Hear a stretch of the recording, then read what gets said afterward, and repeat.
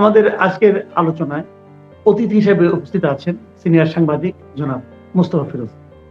জনাব মুস্তফা ফিরোজ, আপনাকে স্বাগত জানাচ্ছি। জি, আহ, ধন্যবাদ। আমরা যদি সরাসরি পয়েন্টে আসি, আজকে কিন্তু ডক্টর মোহাম্মদ ইউনূস, আমাদের প্রধান উপদেষ্টা এই অন্তর্বর্তীকালীন সরকারের, উনি একটা ভাষণ দিয়েছেন এবং এই ভাষণে উনি অনেক কথাই বলেছেন। ওনার অনেক সাফল্যের কথা বলার চেষ্টা করেছেন এবং ওনার অনেক স্বপ্নের কথা বলেছেন, পরিকল্পনার কথা বলেছেন, কি কি করবেন না করবেন। এর মধ্যে বেশ আধুনিক কিছু পরিকল্পনাও আছে। সব মিলিয়ে ভাষণটা আমার কাছে ভালোই লাগছিল। কিন্তু শেষ দিকে যে উনি যে কথাটা বললেন, যে নির্বাচনে একটা সম্ভাব্য তারিখের কথা বললেন, যে ডিসেম্বর থেকে জুনের মধ্যে হবে। এখন ডিসেম্বর থেকে জুনের মধ্যে, এর অর্থটা কি? তাহলে কি এটা ডিসেম্বরের মধ্যে আর থাকলো না, ডিসেম্বরের পরে চলে গেল মনে হয়? এই ধরনের একটা ধারণা কিন্তু মানুষের মধ্যে তৈরি হলো। এতটা সময় লাগা কি আপনার মনে হয় যে প্রয়োজনীয় ছিল? আসলে ডিসেম্বরের আগেও হতে পারতো, ডিসেম্বরেই নয় কেন? আমি আসলে ডক্টর ইউনূসের এই ভাষণের ব্যাপারে আমি একটু হতাশ হয়েছি। আপনি জানেন যে কিছু কিছু সাফল্য আসছে, এটা সত্য। যে ধস অর্থনীতিতে নাম ছিল, তাতে ওয়াহিদুদ্দিন মাহমুদ একটা চমৎকার কথা বলেছেন। উনি তো শুধু উপদেষ্টা না, উনি তো একজন বিশেষজ্ঞ ছিলেন। অর্থনৈতিক বিশ্লেষণ নেওয়ার জন্য সাংবাদিকরা তার কাছে দৌড়াতেন আগে। উনি বলছেন যে আসলে শেখ হাসিনা সরকারই যদি থাকতো, কন্টিনিউ করতো, উনি নিজেও ঠেকাতে পারতেন না এই ধসটা। রিজার্ভ যেভাবে কমছিল, যেভাবে রেমিটেন্স ফল করছিল, তারপরে রপ্তানি আয় যেভাবে নেমে যাচ্ছিল, তাতে একেবারে শ্রীলঙ্কার দিকে আমরা খুব একদম অগ্রসর হচ্ছিলাম। এটা একদম নিশ্চিত পরিস্থিতি হতো। সেই জায়গাটা যেটা হয়েছে, যে দাম করে নতুন প্রশাসন এসে ওই যে ব্যাংকের লুটপাটটা বন্ধ করছে, তারপরে টাকা পাচারটা বন্ধ করছে। আবার প্রবাসীদের মধ্যে একটা চেতনা চলে আসছে, যখন নাকি তারা শাটডাউন রেমিটেন্স একটা আন্দোলন শুরু করলো। হঠাৎ করে তারা বললো যে না, এখন বাংলাদেশকে বাঁচাইতে হবে। তাদের মধ্যে অন্তত মনে করেন, বাংলাদেশে তো প্রায় 2 কোটি আছে, তার মধ্যে 50 লাখ যদি ওই আমাদের কর্মীরা যদি এইটা ধারণ করে যে না, বাংলাদেশকে এখন সাপোর্ট করতে হবে, আমরা রেমিটেন্সটা পাঠাই, এবং সেটা কিন্তু হয়েছে। এইটার ফলে দেখেন একটা রেকর্ড, প্রতি মাসে মাসে কিন্তু রেকর্ড পরিমাণ রেমিটেন্স আসছে। এটা ধস একটা অর্থনীতির বাঁচানোর জন্য সবচেয়ে বড়। শ্রীলঙ্কার কথা আপনি দেখেন, শ্রীলঙ্কার যে এটা যে একটা ব্যর্থ রাষ্ট্র হলো বা পতনটা হলো, ওইটার বোঝার উপায়টা কি? আমরা বিদ্যুতের অবস্থা জানি, সবকিছু জানি, কিন্তু সবচেয়ে বড় কিন্তু ছিল রিজার্ভ।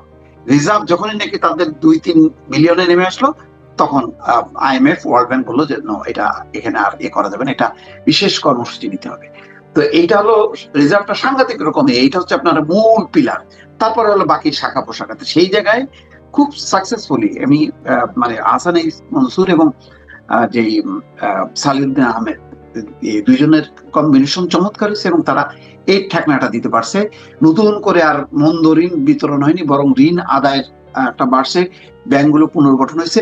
এগুলো সবই সাফল্য। কিন্তু সবচেয়ে বড় কথা হলো, সব কিন্তু আপনার এটাকে ধরেন আপনি ঠেকনাটা দিলেন, কিন্তু এখান থেকে উঠে আসতে গেলে একটা রেগুলার, আপনার একটা নিয়ম মাফিক একটা সরকার লাগবে।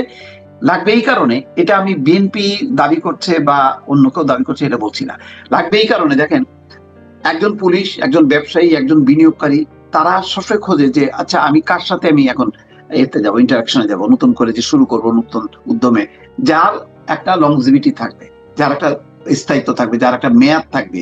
মেয়াদ ছাড়া কোন সরকার, আপনি দেখেন এই ইন্টারিম গভর্নমেন্টের চেয়েও কিন্তু অনেক ভালো কাজ হয়েছে কিন্তু 1-11-এর সময়। 1-11-এর সময়ও কিন্তু তখন যে ইকোনমিটা যেভাবে সাজানো হয়েছে, তার উপর, সেই সাফল্যের উপর ভর করেই কিন্তু আসলে শেখ হাসিনা কিন্তু পরবর্তী হয়েছে। ওই যে টাকা পাচারকারীদেরকে আটক করছে, তাদের কাছ থেকে টাকা জব্দ করছে, কি না করছে, এবং দৌড়ের উপরে যে রাখছে, এতে ইকোনমিটা কিন্তু বাড়ছে। ওর উপর ভিত্তি করেই কিন্তু শেখ হাসিনা প্রথম তার যাত্রাটা শুরু হয়েছে, এবং সে সংকটের মধ্যে পড়েনি। কিন্তু আমাদের এই ইন্টারিম গভর্নমেন্টটা সংকট দিয়ে কিন্তু শুরু করছে। আর ওই হাসিনা সরকার আফটার ইন্টারিম গভর্নমেন্ট কিন্তু সাফল্য দিয়ে শুরু করছে। তো তার অর্থ, তার মানেটা কি? তার মানে হচ্ছে, এখন যেই 15 বছরের যে দুঃশাসন, প্রশাসন সমস্ত জায়গায় এমন একটা জট, এমন একটা জঞ্জাল, কারোর উপর আস্থা রাখা যাচ্ছে না। যাকেই আনা হচ্ছে, সেক্রেটারি বাদ দিয়ে অ্যাডিশনাল সেক্রেটারি, সেও আওয়ামী লীগ। তাকে বাদ দিয়ে জয়েন্ট সেক্রেটারি সে আওয়ামী লীগ, তাকে বাদ দিয়ে ডেপুটি সেক্রেটারি সেও আওয়ামী লীগ। আমি কারোর উপর ভরসা করতে পারছি না। যাকেই ধরতেছি কিছুক্ষণ পরে দেখা যাচ্ছে তার একটা ছবি ওই যে বঙ্গবন্ধুর হয় সে বই প্রকাশ করছে, নাই একটা হাস্যজ্জ্বল সজীব অজয় জয়ের পাশে। এই সমস্ত গুলি অবিশ্বাস এমন ভাবে দাঁড়াইছে, এটা নিয়ে এগোনো খুব কঠিন। এই জন্য একটা রেগুলার গভর্নমেন্ট হলে হবে কি, তার তো নিজস্ব সেট আপ আছে, তার প্রশাসনে, তার পুলিশে, তার নিজস্ব একটা পেরিফেরিতে আছে। হ্যাঁ, অবশ্যই একটা আমাদের একটা কাঠামো দরকার, যেইটা আবার আরেক ফ্যাসিজম যাতে তৈরি করতে না পারে, সেই জায়গাটা মোটামুটি যদি আমরা ঠিক রাখি। এবং বাংলাদেশের কিন্তু এই গণঅভ্যুত্থানটা হয়েছে যে সবাই বুঝে গেছে যে না রে ভাই, ওই ধানাই পানাই করে আর টেকা যাবে না। যদি আমরা উল্টাপাল্টা করি তাহলে কিন্তু ওই যে আবার আওয়াজ হবে, এই আওয়াজটা কিন্তু ঠেকানো যাবে না। ফলে কেউ যদি আবার মনে করে যে ভাই এখন তো যদি এইভাবে যদি একটা ইলেকশন হয়ে যায়, যদি একেবারে মৌলিক পরিবর্তন না আসে, যদি একটা সরকার চলে আসে, তাহলে তো সেও তো আওয়ামী লীগের পথে হাঁটবে না। আওয়ামী লীগের পথে হাঁটার কথা এখন কেউ কল্পনা করতে পারবে না, কারণ তারা জানে যে কোথায় কোথায় সেই সংকটটা ছিল। ফলে একটা জবাবদিহিতার জায়গা কিন্তু ইতিমধ্যে প্রতিষ্ঠিত হয়ে গেছে এই শেখ হাসিনার পতনের মধ্য দিয়ে। বাকি একটা ফ্রি ফেয়ার ইলেকশন করা এবং ন্যূনতম পয়েন্টে একটা ঐক্যমত্য তৈরি করে নির্বাচনে গেলে সবার মধ্যে একটা আশা আসবে যে না, এই 5 বছর আমাকে পরিকল্পনা নেব, বিদেশি বিনিয়োগকারীরা আসবে, অন্যান্য প্রশাসন সবাই বুঝবে যে না, এই গভর্নমেন্ট একটা পলিটিক্যাল গভর্নমেন্ট, আমাকে এখন কাজ করতে হবে। এখন তো আমি কথা শুনলেও পারি, নাও শুনলে পারি। যেমন জাহাঙ্গীর আলম চৌধুরীকে এখন সবচেয়ে ব্যর্থ মনে হচ্ছে কেন? আরে ভাই, পুলিশই তো নাই, পুলিশ নাই, প্রশাসন নাই, এটার উপরে কেউ সফল হতে পারবে না। এটা কোনো ব্যক্তির ব্যাপার না, এটা একটা কাঠামোর ব্যাপার। কাঠামো যদি না থাকে একটা ব্যক্তি সফল হতে পারে না। কিন্তু আবার কাঠামো যদি ঠিক থাকে, জাহাঙ্গীর আলম চৌধুরী কেন, জাহাঙ্গীর আলম চৌধুরীর মানে আরো নিম্ন পদের যদি কাউকে এনে বসাবেন, দেখবেন সে সাকসেসফুল হয়েছে। আমরা বাইরে কি দেখি, জাপানে দেখেন, ব্রিটেনে দেখেন, ব্রিটেনে তো 1 বছরে 4টা গভর্নমেন্ট আসছে, কিন্তু ব্রিটেনের ওই 4টা গভর্নমেন্ট আসছে বলে কি খুব অর্থনীতিতে অস্থিরতা হয়েছে, জিনিসপত্রের দাম বেড়ে গেছে, হাহাকার দেখা গেছে? কিচ্ছু হয়নি। সব সেট তার মতন করে কাজ করে গেছে। তা আমাদের ওই সেটটা একটা ইন্টারিম গভর্নমেন্ট ঠিক করতে পারবে না, তার উপর ওই ভরসা। হ্যাঁ, ডক্টর ইউনূস ভালো মানুষ, এবং আমরা এই যে কিছু কিছু সাফল্য দেখছি, এটা সাময়িক। এটা ধরে রাখতে গেলে আমার দরকার তাড়াতাড়ি একটা রেগুলার গভর্নমেন্ট। এই জায়গাটায় ডক্টর ইউনূসের আমি মনে করি যে একটু বোঝার দরকার ছিল, এবং তার একটা ঘোষণা দেওয়ার দরকার ছিল। ওই যে যৌথ ঘোষণা, সেটাও টাইম বেঁধে দিতে পারতেন, যে 1 মাসের মধ্যে আমি রাজনৈতিক দলগুলোর প্রতি আহ্বান জানাচ্ছি, আপনারা নিজেদের মধ্যে বিবাদ মীমাংসা করে কয়েকটা পয়েন্টে আপনারা ঐক্যমত্য হয়ে আসেন আমার টেবিলে। আসার পরে আমি ইলেকশন কমিশনকে বলবো যে ডিসেম্বরের মধ্যে একটা তারিখ ঘোষণা করে দেবো, তখন নির্বাচন কমিশন তারিখ দিয়ে দেবে। উনি সফলতার সাথে আজকে যে সফলতা উনি বলছেন, আজকে থেকে কিন্তু 6 মাস পরে কিন্তু আস্তে আস্তে কষ্ট হয়ে যাবে কিন্তু এই সফলতাটা। আপনি বলতে যাচ্ছেন যে এই যে দাবিটা বারবার করছে বিএনপির পক্ষ থেকে, যে আপনি নির্বাচনে যখনই করেন, নির্বাচনে রোড ম্যাপ ঘোষণা করেন, এটা কিন্তু বারবার বলা হচ্ছে। এই যে ঘোষণা করা হচ্ছে না যেটা, এবং উনি কিন্তু এখনো অস্পষ্ট। এই অস্পষ্টতাটা যেন, এটাই কি আপনার ওনার ভাষণের ব্যাপারে হতাশার মূল কারণ? আমি সেটাই মনে করি যে একটা সংস্কারেরও কিন্তু এখন সংস্কার কিন্তু একটা জট পাকায় গেছে। আপনি 11টা কমিশনের যতগুলি সুপারিশ আপনি দেখেন, প্রত্যেকটা রাজনৈতিক দল নানা রকম পয়েন্ট দিছে, একটার সাথে একটা কিন্তু মিল নাই। না মিল হতে এখন কি হবে, আপনার কয়েকটা মৌলিক পয়েন্টে আপনাকে হইতে হবে। মানে মোটা থেকে আপনি 10টা পয়েন্ট এ করেন, আপনি যদি 100টা পয়েন্টে একমত করানো যাবে না।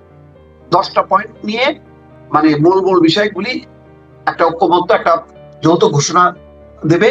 তার আলোকে বিএনপি, ভাই এই আপনি চিন্তা করেন, আওয়ামী লীগ সরকার যেভাবে পিটায় দাপড়ায় পার পেয়ে গেছে, এই বিএনপি গভর্নমেন্ট যদি আসে, এত সোজা হাসিনার মতন করে চলবে। এখন অনেকের চোখ খুলে গেছে না, সবাই। আমি তো পরের দিন থেকে শুরু করে দেবো আলোচনা। আমরা তো অনেক পরে শেষের দিকে এসে আলোচনা শুরু করছি, আমরা তো প্রথম দিকে অ্যাক্টিভ ছিলাম না। এখন তো ডে 1 থেকে আমরা ছাড়বো না, তাই না? এই অত সোজা না। তো সুতরাং আমি মনে করি যে ডক্টর ইউনূস এই সফলতা যেটা হয়েছে, এটা প্রত্যেকটা পয়েন্ট ওনার খুব চমৎকার, এবং এটা সত্য। এইগুলি তো আমরা নিজেরাই জানি যে রেমিটেন্সের কিভাবে উল্লম্ফন হয়েছে, এবং সম্ভবত এই মার্চ মাসে হবে মানে ইতিহাসের সেরা মানে রেমিটেন্স ইনকাম, যেটা আর অতীতে কখনো ঘটেনি। এই সফলতা থাকতে থাকতে বিদায় নেওয়া উচিত ছিল। মানে এটা মানে ঈদ উপলক্ষে বাড়বে না, আপনি প্রতিবার ঈদের, গত বছরের ঈদ দেখেন, তারও আপনি মানে 5-7 গুণ বেশি রেমিটেন্স এবার আপনি পাইতে যাচ্ছেন। আচ্ছা, আচ্ছা। তাহলে এটা এখন অলরেডি 15-20 দিনের পূর্বাভাস সেটাই বলতেছে। আচ্ছা, এখন কথাটা হলো গিয়ে যে ধরেন নির্বাচনের জন্য উনি একটা সম্ভাব্য ডেট দিলেন। এই নির্বাচনটা তাহলে দেরির জন্য কি এই যে তথাকথিত যে সংস্কারের কথা বলা হচ্ছে, এই সংস্কারের জন্য কি বিলম্বিত হচ্ছে? এবং সংস্কারটা যেভাবে চলছে, জাতীয় ঐক্যমত্য কমিশন একটা গঠন করা হয়েছে, তারা যেভাবে আলোচনা করতেছে, এক একটা পলিটিক্যাল পার্টির সঙ্গে একদিন করে আবার ছাড়ছে, আবার কি এটা কি আপনার কাছে কি মনে হচ্ছে না এটা খুব প্রলম্বিত করা হচ্ছে ইচ্ছে করেই? ভাই এটা হলো মানে এই আলোচনাটা আমার মনে হচ্ছে 2-2.5-3 বছরের একটা মানে চলতে থাকবে আর কি। এই যে ধারায় আলোচনা চলছে এটা, আপনি পলিটিক্যাল পার্টিগুলিকে নিয়ে একটা লিয়াজো কমিটি করেন, একটা 10 সদস্যের লিয়াজো কমিটি। ওই লিয়াজো কমিটি সরাসরি ঐক্যমত্য কমিশনের সঙ্গে বসবে এবং 10টা পয়েন্টে তারা ঐক্যমত্য হবে এবং বাস্তবায়নটা করবে নির্বাচিত পার্লামেন্ট। বাস্তবায়ন কিন্তু এই ইন্টারিম গভর্নমেন্ট, আপনার যার কোনো নেই, ম্যান্ডেট নেই। যেমন আমি তো ওই যে গণমাধ্যম কমিশনের যে রিপোর্ট গুলিতেছে, আমি নিজের কাছে লাগছে, আরে ভাই আমি যে একটা টেলিভিশন করবো সেই সুযোগটা কোথায়? ওখানে আমি তো দেখতেছি না যে আমি কার কাছে যে আমি লাইসেন্সটা নিয়ে এসে আমি শুরু করব। আমি তো কোনো পাইলাম না, আমারই তো আপত্তি আছে অনেক বিষয়।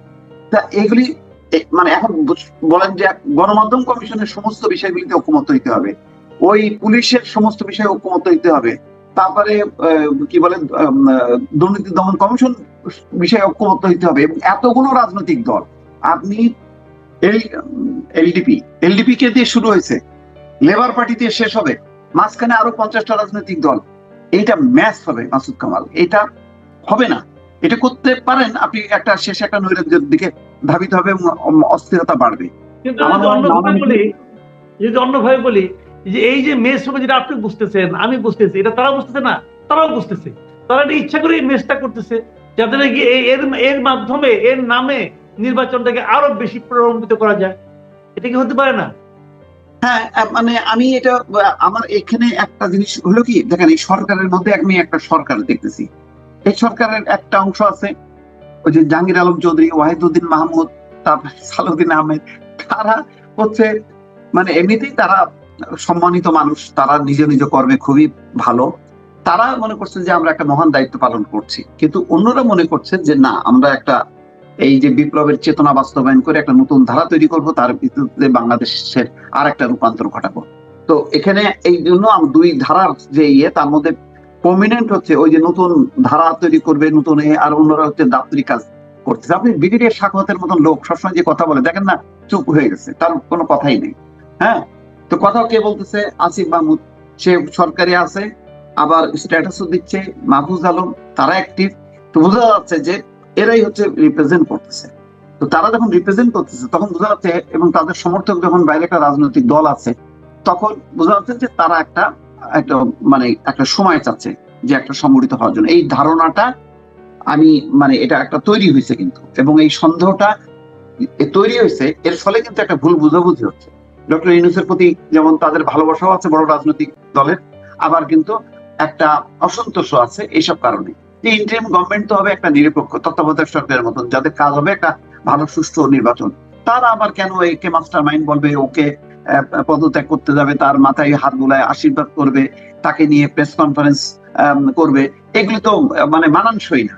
তো সেই কাজগুলো হচ্ছে, তখন মনে হচ্ছে যে না, ও একটা মানে বোধহয় ইন্টারিম গভর্নমেন্টও চায় একটা নতুন রাজনৈতিক দল হোক, সেই দল এই সরকারকে সাপোর্ট করুক, এরকম একটা হযবরল অবস্থা। আমার হচ্ছে যে একটা সন্দেহ, অবিশ্বাস। আমি যা যা বলতেছি হয়তো সেটা না, কিন্তু পারসেপশনটা তো এরকম দাঁড়ায় গেছে বিএনপির কাছে। আপনি বিএনপির প্রতিটা নেতার কাছে জিজ্ঞাসা করেন, তাদের মধ্যে একটা কনফিউশন যে আসলে নির্বাচন কবে, আসলে কি করতেছে, আসলে কি তারা কি একটা নতুন দল জন্ম দিচ্ছে, সেই দল সংগঠিত হওয়ার পর তারপরে কি নির্বাচন হবে? এইরকম যে জল্পনা কল্পনা, আমি মনে করি যে এটা খুবই মানে খারাপ লক্ষণ এবং একটা অস্থিরতা তৈরি করবে। এই সাফল্য, ডক্টর মোহাম্মদ ইউনূসের যে সাফল্য, তার ইন্টারন্যাশনাল যে তার ক্রেডিবিলিটি, এই সব করতে গেলে নষ্ট হয়ে যাবে আমার ধারণা। অনেক ধন্যবাদ জনাব মুস্তাফা ফিরোজ, আপনি অনেক ব্যস্ততার মধ্যে আমাদেরকে সময় দিলেন। প্রিয় দর্শক, আপনারা শুনলেন জনাব মুস্তাফা ফিরোজ এই ডক্টর মোহাম্মদ ইউনূসের আজকের যে ভাষণ, সেটা আলোচনা করতে যে বিভিন্ন পয়েন্টে কিভাবে ওনার সাফল্যগুলো ম্লান হয়ে যেতে পারে সে আশঙ্কার কথা তুলে ধরলেন। আশা করি আপনারা এখান থেকে চিন্তার অনেক খোরাক পাবেন। ভালো থাকবেন আপনারা। এখন এই পর্যন্তই। আল্লাহ হাফিজ।